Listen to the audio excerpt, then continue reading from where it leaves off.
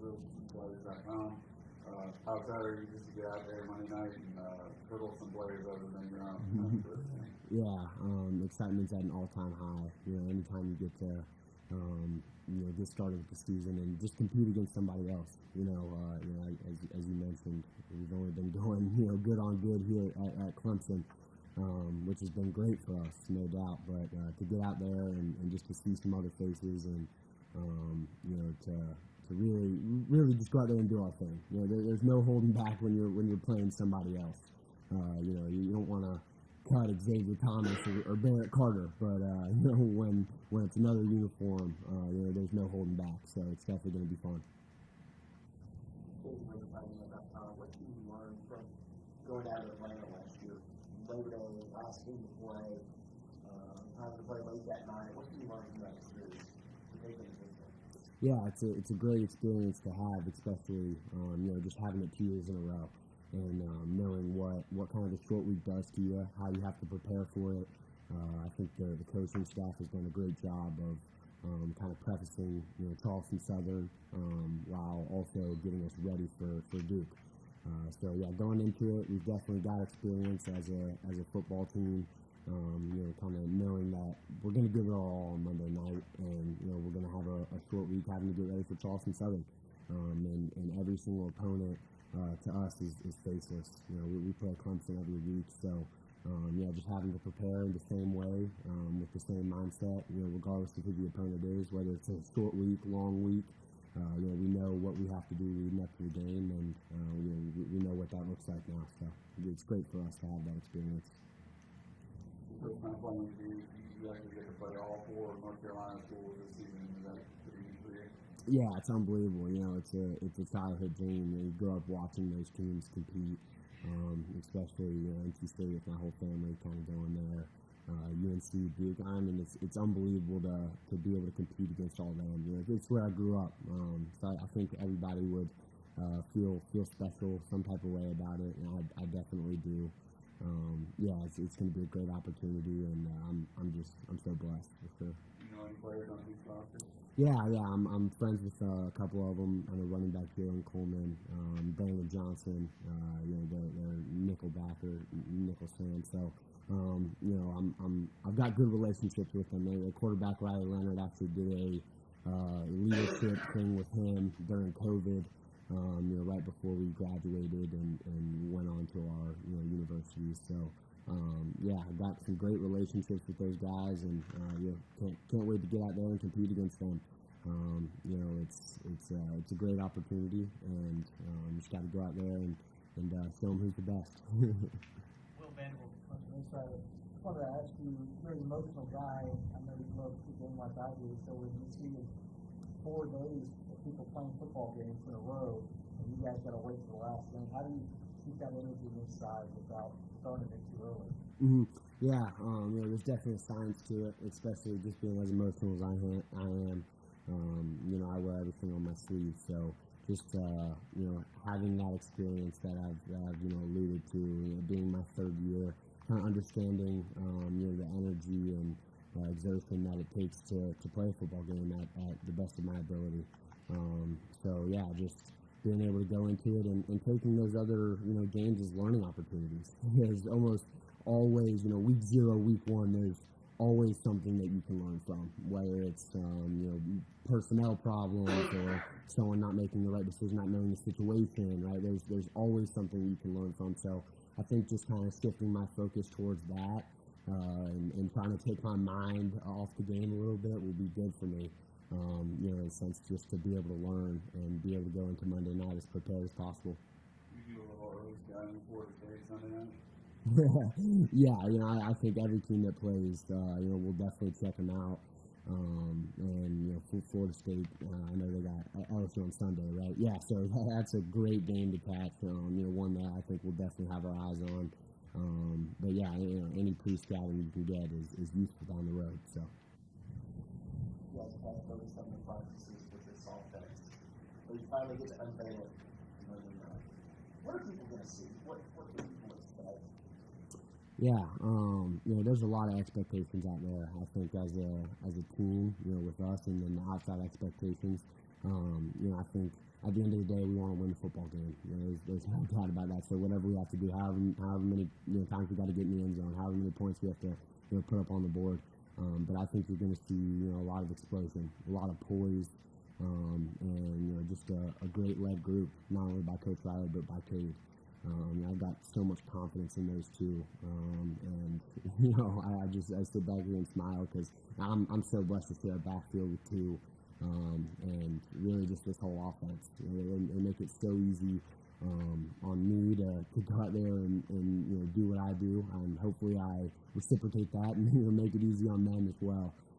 But yeah, I think you're just going to see a lot of explosion, and everybody kind of come together, and there's going to be mistakes. Like I said, week one, there's no doubt, but we're going to learn from those, move forward, and as long as we get that win and move on to the next week, that's all we're looking for. Leading comes easy for you, and you kind of had to be that voice on offense the past couple of years. Has Cade been able to take some of that pressure off on you? Is he, kind of more the voice now, or do you guys share it? Yeah, I think Cade has done a tremendous job just coming in and being vocal. He's one of those natural leaders that you just gotta kind of sit back and watch him do his thing sometimes, which is great. He's got that component to him where not only does he do what he needs to on the field, but off the field with his voice. So to speak to that, yeah, he's a great vocal leader, and it's definitely takes some pressure off of me to kind of allow me to just when I'm on the field, focus on doing what I can do to help the team as much as I can. And when I got to step in and be vocal, I think I've shown that I can do that, and I'm willing to do so. But Q's the leader of this offense, and there's no doubt in my mind, there's no doubt in everybody else's mind about that. So he's kind of taking a front seat, and I couldn't be happier for him. But yeah, I love being a leader, and I'm willing to fill in and take as much pressure off of him too as I can. So. You mentioned mistakes and openers. We led the nation last year in forced fumbles and fumble recoveries. And turnovers not playing you guys last season, not necessarily by you yourself, but what can you do as a team to try to minimize that? Yeah, it's definitely been a point of emphasis. Just how successful they were last year, getting the ball on the ground. Not so much in terms of interceptions, but in terms of forced fumbles.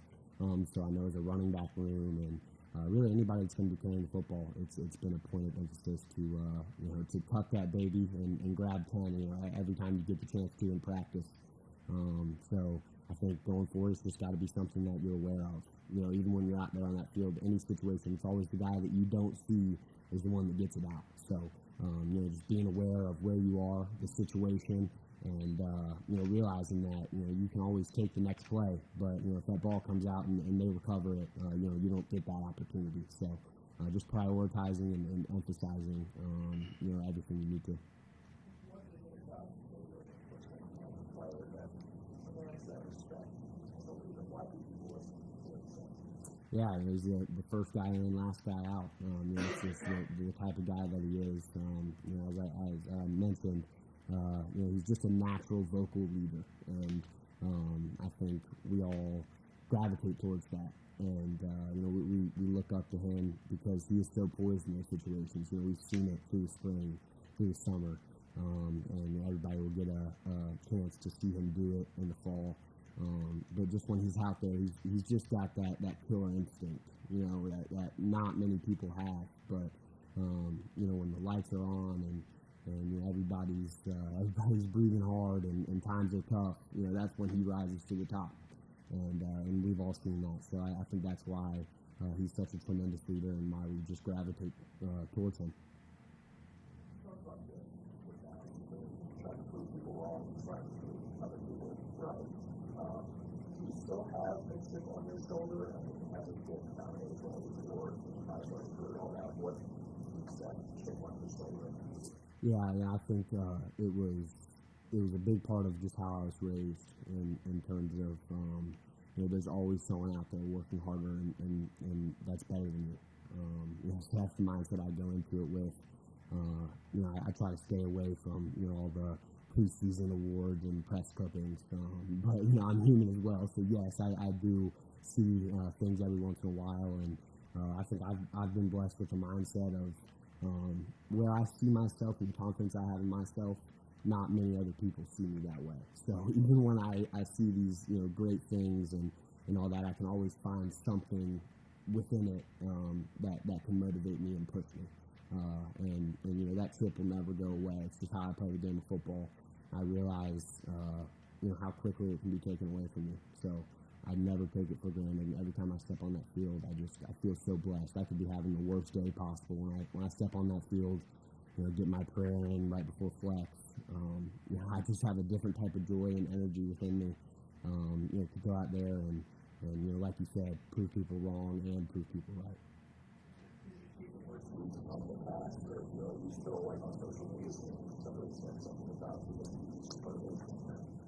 Yeah, I've got my fair share of bookmarks on Twitter and Instagram just from this off season. As a team, we've implemented rules to stay off social media and truly just be focused. So that's where I'm at right now, trying to just stay off it as much as I can. And like I said, you see things every once in a while, and then I'll throw those in the bookmarks too. But at the end of the day, we've got something to prove, and we've got goals that we know we can obtain, but so many other programs can, in the country. So what are we going to do to differentiate ourselves? There's got to be something. So I think that's kind of been another point of emphasis is what more can we do, or what can we do in a different way to put us past our competition. Brian, you're going to get to you. What makes him stand out as a freshman in that spot? Yeah, he's a very hard worker, and you see it every day in practice. The dude's just relentless. He does not stop. And he's reliable. You put him out there, and you can either expect him to make a play with the ball or do his job without the ball and make it easier on somebody else. So, the biggest thing about him is that he's just so reliable. Every time you put him out there, he's going to know what he's doing, and that he's going to get his job done with or without the football.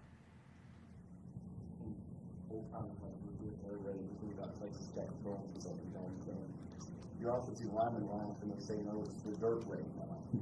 What's the dirt rate mean to you? Yeah, it's something that I've heard just being a running back and under Coach Riley is, are you gonna get the same production, or are you gonna be able to do what you did the past 2 years?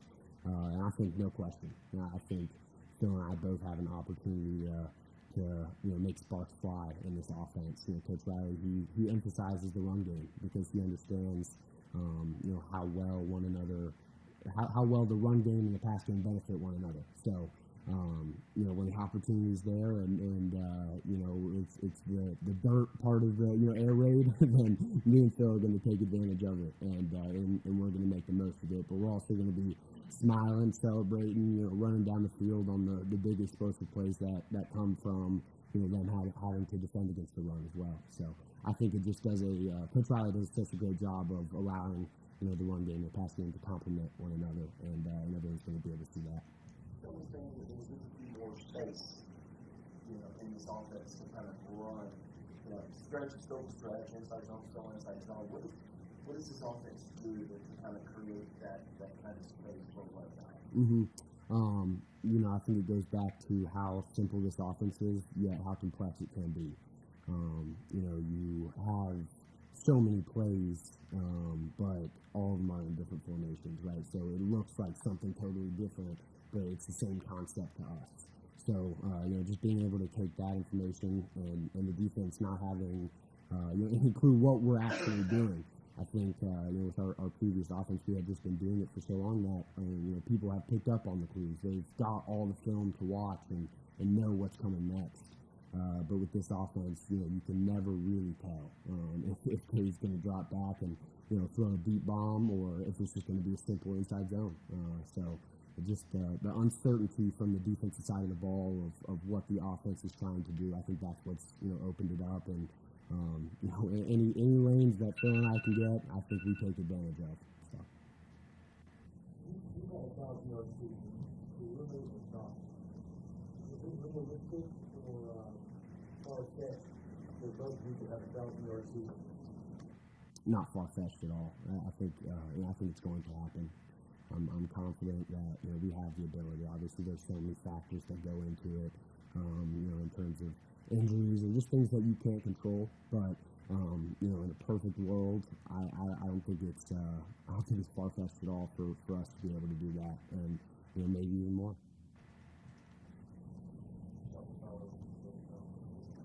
What would that say as coach from the field as opposed to the box? I think it's really good versus the box. Did you have a preference for that? I guess if you're learning about how does that change your health of you guys from high school? Everything's on the field, basically things it does have your visual feedback on the field. Yes, I think we've seen it throughout the spring and just the whole off season.